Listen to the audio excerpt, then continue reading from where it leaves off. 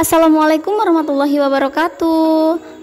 Halo anak-anak Indonesia, apa kabar semuanya? Semoga kita semua sehat selalu dalam lindungan Tuhan Yang Maha Esa dan dijauhkan dari penyakit serta virus COVID-19. Nah, anak-anak, hari ini Ibu akan memberikan materi ke kalian, itu tema 3, benda di sekitarku. Subtema 1, aneka benda di sekitarku, tepatnya di pembelajaran 5. Kita akan melanjutkan pembelajaran minggu kemarin tentang bahan-bahan yang digunakan untuk membuat beberapa benda. Nah, bahan untuk membuat benda itu anak-anak tidak hanya berasal dari kayu, kertas, dan plastik. Coba anak-anak perhatikan di sekitar rumah anak-anak. Adakah benda yang berasal dari bahan selain kayu, kertas, dan plastik? Ya, tentu ada ya anak-anak. Nah, Ibu akan memberi materi tentang benda-benda tersebut. Apa saja itu? Baik, yang pertama yaitu kaca. Kaca memiliki sifat kedap air dan tembus cahaya. Kaca dapat digunakan untuk membuat benda yang tahan air dan tembus pandang. Contoh: gelas, piring, mangkuk, jendela, akuarium, peralatan laboratorium, dan kacamata. Itu adalah contoh-contoh benda yang yang terbuat dari kaca. Oke, kemudian yang kedua adalah logam. Logam memiliki sifat kuat, menghantarkan panas, dan tidak mudah rusak. Logam dapat digunakan untuk membuat peralatan masak dan benda yang kuat. Ayo, contohnya apa saja? Ya, contoh benda yang terbuat dari logam yaitu panci, penggorengan, sendok, kerangka mobil, dan pagar rumah. Nah, yang ketiga yaitu karet. Karet memiliki sifat elastis dan kedap air. Karet banyak digunakan untuk membuat benda yang dapat memantul dan mengisi udara. Contoh: penghapus, ban, balon, bola, sandal karet, dan sarung tangan. Itu adalah benda-benda lain yang berbahan selain dari kayu, kertas, ataupun plastik. Sekarang anak-anak bisa amati di sekitar rumah anak-anak. Adakah benda yang terbuat dari bahan kaca, logam, atau karet? Anak-anak juga bisa menuliskan di buku catatan tema anak-anak benda-benda tersebut ya. Nama bendanya apa, kemudian bahan pembentuknya terbuat dari apa. Itu hanya untuk referensi dan tambahan materi buat anak-anak belajar di rumah, serta agar anak-anak bisa bereksplorasi di lingkungan anak-anak. Kemudian kita akan kembali mencoba membuat bagan tentang bahan pembentuk benda. Jadi ada berapa yang sudah kita pelajari bahan pembentuk benda? Ya, ada 6. Apa saja itu? Kertas, plastik, kayu, kaca, logam, dan karet. Betul. Lalu, bagaimana sifat bahannya dan contoh bendanya apa saja?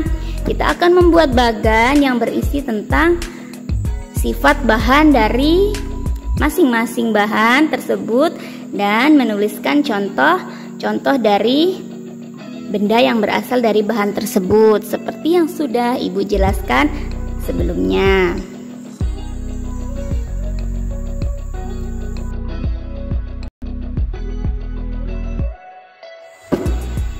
Nah, anak-anak, setelah itu kita akan berdiskusi bersama-sama. Nah, anak-anak telah mempelajari aneka bahan pembentuk benda. Nah, setiap bahan pembentuk benda mempunyai sifat yang khas. Coba perhatikan lingkungan kelas dan sekolahmu. Sebutkan bahan yang biasa digunakan untuk membuat tempat sampah. Ya, ada yang dari plastik, ada yang dari kayu, bahkan ada yang dari logam seperti aluminium. Dapat dibuat sebagai tempat sampah. Sekarang perhatikan tempat sampah di lingkunganmu, di rumahmu atau di kelasmu. Terbuat dari apakah tempat sampah itu? Kemudian apakah jumlahnya mencukupi?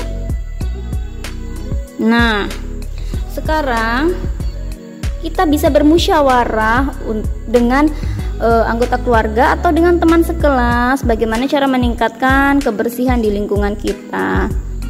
Musyawarah. Apa itu musyawarah, Ibu? Nah, anak-anak, kita akan belajar tentang musyawarah.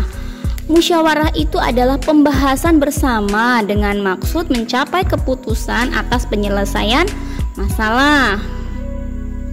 Jadi, apakah setiap anak boleh memberikan pendapatnya saat bermusyawarah? Ya, tentu boleh, karena musyawarah merupakan salah satu cara untuk mencari keputusan bersama.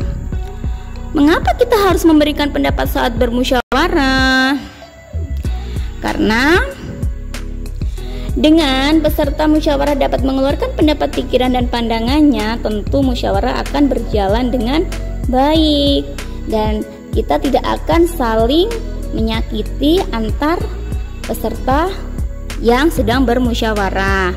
Dan setiap peserta yang bermusyawarah tersebut memberikan pendapat yang baik dan tidak bertentangan dengan kepentingan bersama.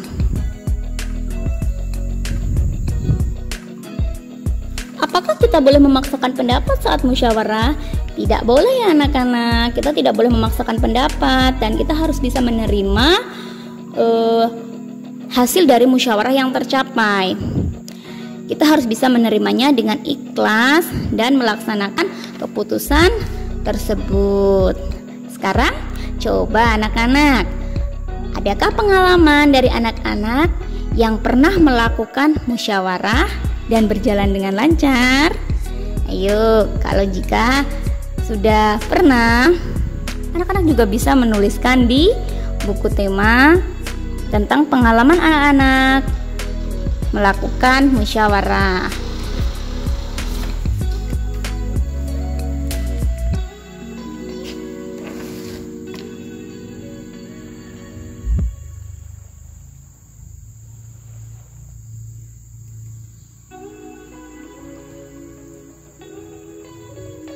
Baik anak-anak, kita akan melanjutkan. Mari kita mencoba mengukur ya. Aduh, mengukur apa Ibu Guru? Nah, sekarang anak-anak perhatikan bahan yang digunakan untuk membuat penggaris. Anak-anak tentu di rumah punya penggaris masing-masing ya. Nah, plastik, kayu, dan aluminium atau logam adalah bahan yang dapat digunakan untuk membuat penggaris. Mengapa bahan kaca tidak digunakan untuk membuat penggaris? Hayo, siapa yang tahu? Ya, tentu penggaris itu kita saat menggunakan penggaris mudah jatuh. Kalau misalnya kita membuat penggaris yang berbahan kaca, maka akan mudah pecah. Sekarang coba perhatikan satuan yang tertera pada penggaris. Kamu akan melihat lebih dari satu satuan panjang. Ada satuan meter, ada sentimeter, dan juga milimeter.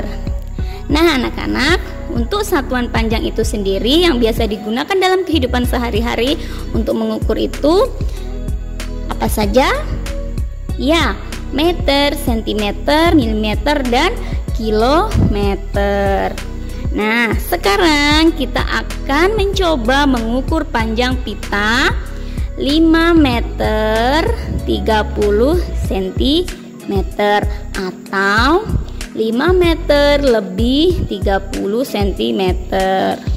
Kita akan membantu Beni dan Dayu mengukurnya. Kira-kira berapa ya panjang pita dalam satuan sentimeter? Nah, Kita akan menghitungnya. 5 meter ditambah 30 cm. 5 meter kita ubah dulu menjadi cm. Berapa anak-anak? Iya, 5 meter sama dengan 500 cm. Dan 30 cm tetap 30 cm. Jadi 5 meter 30 cm itu sama dengan 500 cm ditambah 30 cm sama dengan 530 cm. Jadi panjang fitnah adalah 530 cm. Nah, sekarang kita akan membantu Dayu mengukur panjang mobil ayah Dayu. Panjang mobil ayah Dayu adalah 410 cm. Sekarang pertanyaannya, kita akan merubah panjang satuan cm tersebut menjadi meter. Jadi panjang mobil ayah Dayu dalam satuan meter adalah 410 cm sama dengan kita bagi menjadi 400 dan 10 cm ya. Itu sama dengan 400 cm ditambah 10 cm. 400 cm itu berapa meter anak-anak? Iya, 400 cm itu sama dengan 4 meter. Sedangkan 10 cm itu tetap. Jadi 4 meter ditambah 10 cm sama dengan 4 meter 10 cm. Baik anak-anak, itu tadi kita sudah belajar banyak sekali ya. Kita sudah belajar tentang bahan-bahan yang digunakan untuk membuat benda. Kemudian kita belajar tentang musyawarah. Dan kita juga belajar tentang mengukur panjang benda.